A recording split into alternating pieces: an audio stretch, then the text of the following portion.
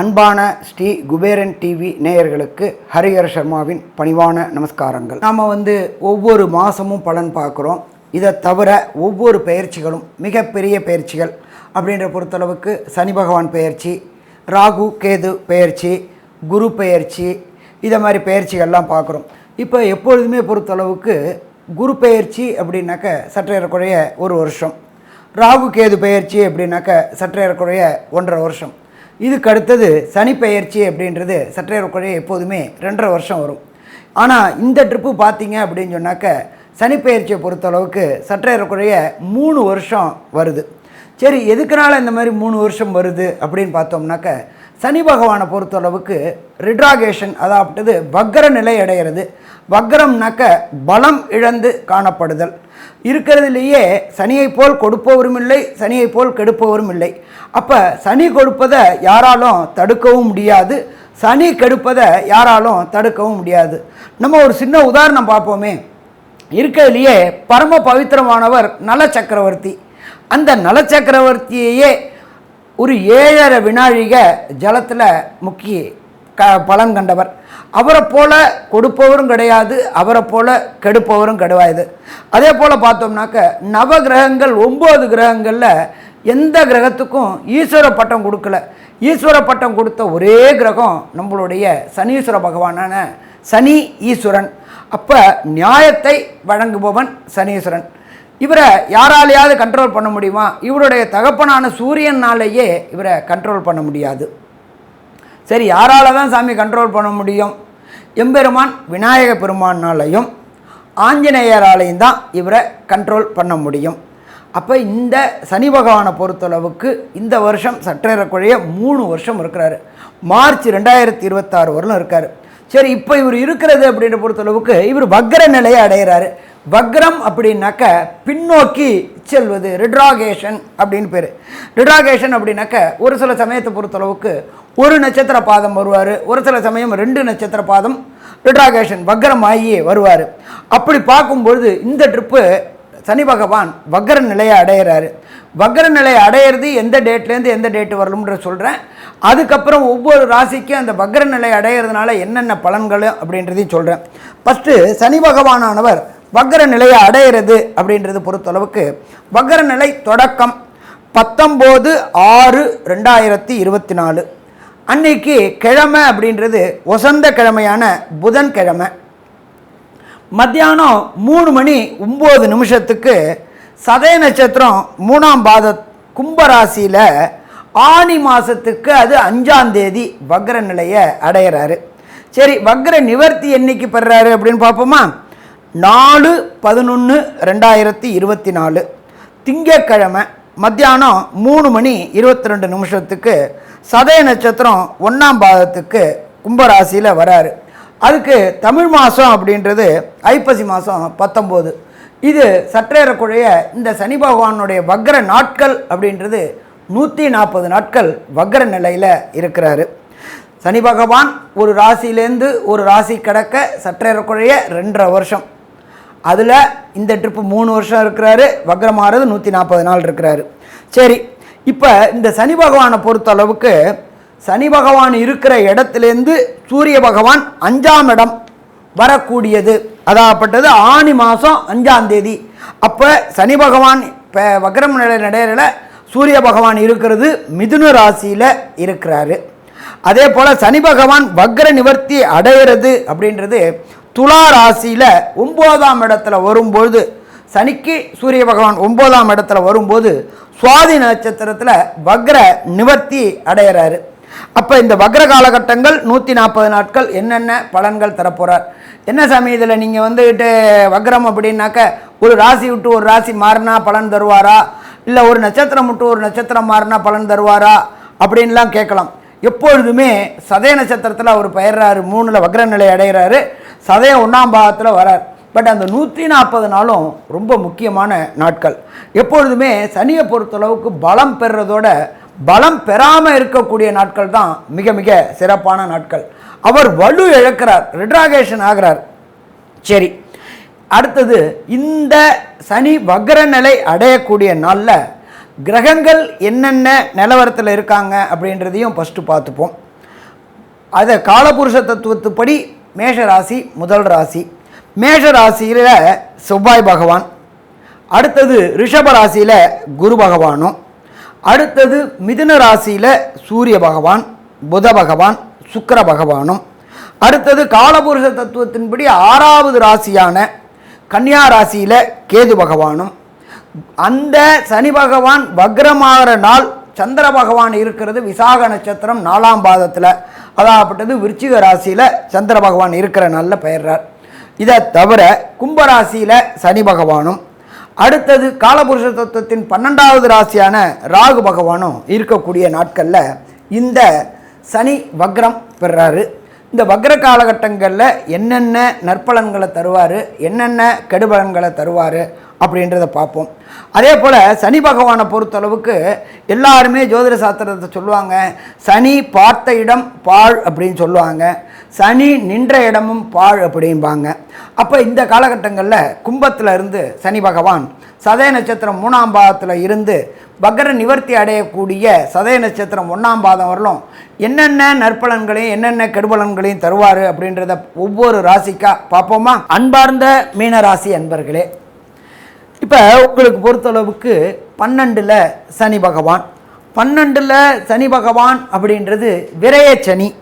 விரயச்சனி அப்படின்னா என்ன? பொருளாதார விரயங்கள், உடல் நலத்தில் தொந்தரவு வந்து விரயங்கள், இது எல்லாமே விரயம் விரயம் விரயம் விரயம் விரயம். ஒரு சிலர் சொல்லியிருப்பாங்க, நான் எதை தொட்டாலும் பிரச்சனையாக வருது, எதை தொட்டாலும் செலவு அழுகிது, எதையுமே நான் பண்ண முடியல அப்படின்னு திண்டாடிட்டு இருந்தாங்க இந்த மீனராசி அன்பர்கள். 12ல் விரயச்சனி வந்ததுனால வருமானத்தையும் குறைச்சி கொடுப்பாரு, செலவை அதிகப்படுத்தி கொடுப்பாரு. அப்போ இதை மாதிரி ஆனதுனால பிரச்சனை பிரச்சனை பிரச்சனை பிரச்சனை, எப்படி தாக்கு பிடிக்கிறதுன்னு தெரியாமலே இருந்தாங்க. அப்போ இப்படி இருந்தவங்களுக்கு இந்த சனி பகவான் வக்ரம் அடையக்கூடிய காலகட்டங்கள் 19/6/2024 4/11/2024 வரலும் மொத்தம் 140 நாள். 140 நாளும் விரயங்களை குறைக்கக்கூடிய காலகட்டம். சரி சாமி, அவர் விரய சனி தானே, விரயத்தை தானே கொடுப்பாரு, எப்படி நீங்கள் விரயத்தை குறைக்குப்பீங்க அப்படின்னு சொல்கிறீங்க?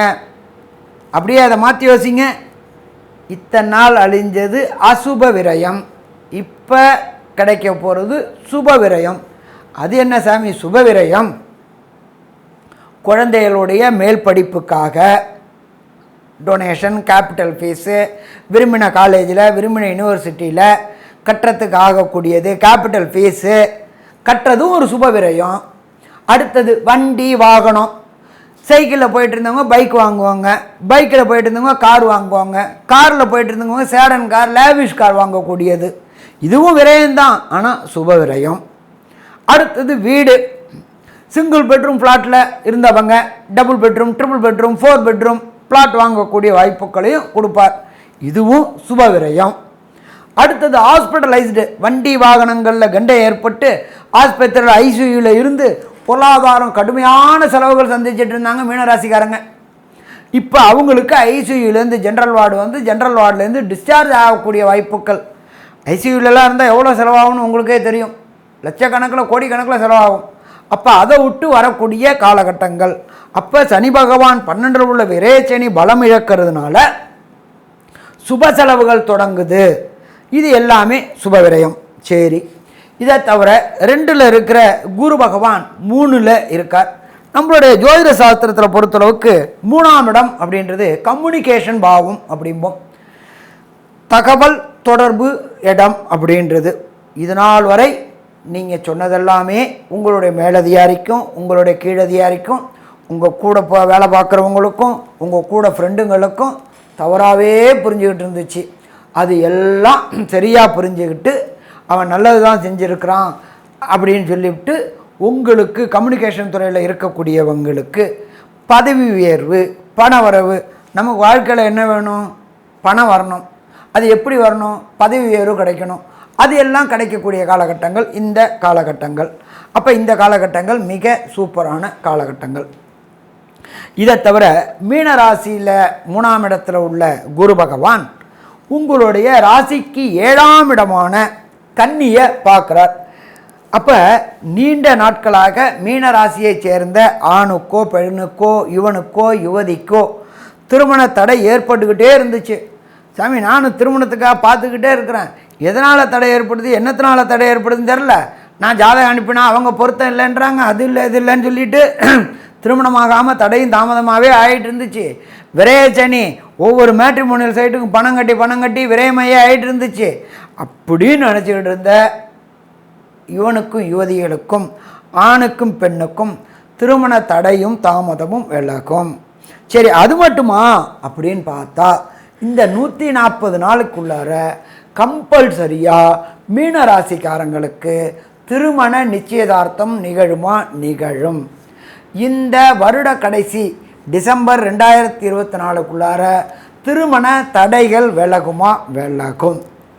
அதே போல் திருமணம் ஆகி ரொம்ப நாளாக வம்சம் விருத்தி என்கின்ற குல விருத்தி என்கின்ற வாரிசு கிடைக்காம கஷ்டப்பட்டுக்கிட்டு இருந்த அவதிப்பட்டுக்கிட்டு இருந்த மீனராசி என்பவர்களுக்கு வாரிசு கிடைக்கக்கூடிய வாய்ப்புகள் இந்த காலகட்டங்களில் உண்டாகும். குழல் இனிது யாழ் இனிது மழலை சொல் கேட்காதவங்க, குழந்தையோட சத்தம் கேட்காதவங்க வாழ்கிறதே வேஸ்ட்டு அப்படின்ற இந்த காலகட்டங்கள் மாறி உங்கள் வீட்டில் குழந்தை சத்தம் கேட்கக்கூடிய காலகட்டம். இதை தவிர தொழில் செஞ்சுக்கிட்டு இருந்தவங்களுக்கு தொழிலில் முன்னேற்றம். இத்தனை நாளாக சுணக்கமாகவே இருந்துச்சு, ஒன்றும் பெரிய ஏற்றம் இல்லாமல் இருந்துச்சு. என்னடா எங்கள் வீட்டுக்காரன் கச்சேரிக்கு போகிறாருன்னு பார்த்துக்கிட்டு இருந்தோம், தொழிலில் நானும் கடையை திறந்தேன், நானும் உட்காந்தேன், நானும் போனேன் அப்படின்னு ஒரு முன்னேற்றம் இல்லாமல் இருந்துச்சு. இந்த வக்ர காலகட்டமான 140 நாளும் லாபம் லாபம் லாபம் கிடைக்கக்கூடிய வாய்ப்புகள் உண்டு. அதுவும் பார்த்திங்கன்னா தொடர் முன்னேற்றம். எப்பொழுதுமே ஒரு நாள் வருது 10 நாள் இல்லாமல் இருக்கிறதுலாம் கிடையாது. தொழிலில் தொடர் முன்னேற்றம் வரையக்கூடிய வாய்ப்புகளும் இந்த காலகட்டங்களில் உண்டு. அப்போ இந்த காலகட்டங்கள் மிக மிக மிக மிக இனிமையான காலகட்டங்களாக இருக்கும். மீனராசி என்பவர்களை பொறுத்தளவுக்கு 11ஆம் இடமான லாபஸ்தானத்தை பிரகஸ்பதியான குரு பகவான் பார்க்குறார். இந்த மீனராசியை சேர்ந்த ஒரு சில தம்பதிகள் பிரிவினை ஏற்பட்டு 2வது திருமணத்துக்காக பார்த்துக்கிட்டு இருப்பாங்க. 11ஆம் இடம்ன்றது ஜோதிட சாஸ்திரத்தில் என்ன சொல்லுவோம் அப்படின்னா 2வது திருமணம் அப்படின்னு பேர். அப்போ இந்த 2வது திருமணமும் கைகூடக்கூடிய வாய்ப்புகள் இந்த காலகட்டங்களில் உண்டாகுமா? உண்டாகும். ஸோ மொத்தத்தில் பார்த்தோம் அப்படின்னாக்க இந்த காலகட்டங்கள் வக்ர காலகட்டமான 19/6/2024 4/11/2024 வரையிலும் யோகமான காலகட்டம்னு சொல்லலாமா? யோகமான காலகட்டம்னு சொல்லலாம். சரி, ஒரு சில பேருக்கு தசாநாதன், புத்திநாதன், அந்தரநாதன், சூட்சமநாதன் சரியில்லாமல் இருந்தால் கிடைக்கக்கூடிய நற்பலன்களும் கால தாமதமாக ஏற்பட்டுக்கிட்டே போகும். அப்போ இந்த கால தாமதம் ஏற்படுறதுலேருந்து விடுதலை பெறணும், எப்படியாவது நான் ரிலாக்ஸ் ஆகணும் அப்படின்னு நினைக்கக்கூடியவங்க சனி பகவான்கிட்ட சரணாகதி அடையணும்.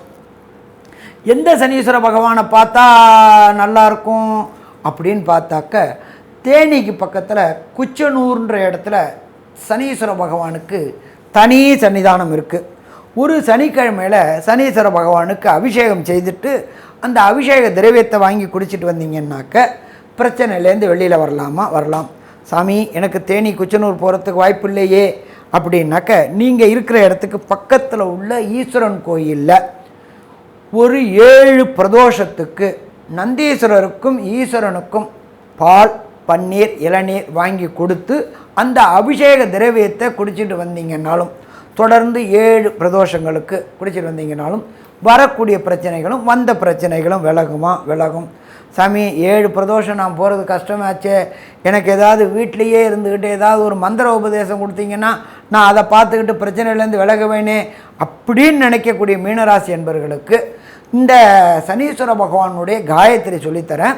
இந்த காயத்ரி ஸ்லைட்லேயும் வரும்.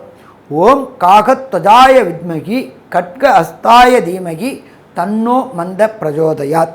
இதை இந்த 140 நாளில் வரக்கூடிய சனிக்கிழமைகளில், சனீஸ்வரனுக்கு உகந்த நாள் சனிக்கிழமை, அதுலேயும் ரொம்ப விசேஷமானது சனி ஹோரை. ஒவ்வொரு நாளும் சனிக்கிழமையில் தொடங்குறது சனி ஹோரையில் தான் தொடங்கும். 6லேருந்து 7 வரலும் சனி ஓரை. இந்த சனி ஓரையில் மிக குறைஞ்சபட்சம் 54 முறை, அதிகபட்சம் 108 முறை சொல்லிட்டு வந்தீங்க அப்படின்னு சொன்னாக்க வர பிரச்சனையும் வந்த பிரச்சனையும் எம்பெருமான் ஈஸ்வரன் பேரை சொல்லும்பொழுது விலகும். ஸ்ரீ குபேரன் டிவியை பார்த்தமைக்கு நன்றிகள். மேலும் இது போன்ற தகவல்களை தெரிந்து கொள்ள ஸ்ரீ குபேரன் டிவியை சப்ஸ்கிரைப் செய்யுங்கள். மறக்காமல் பெல் ஐக்கானை கிளிக் செய்யுங்கள்.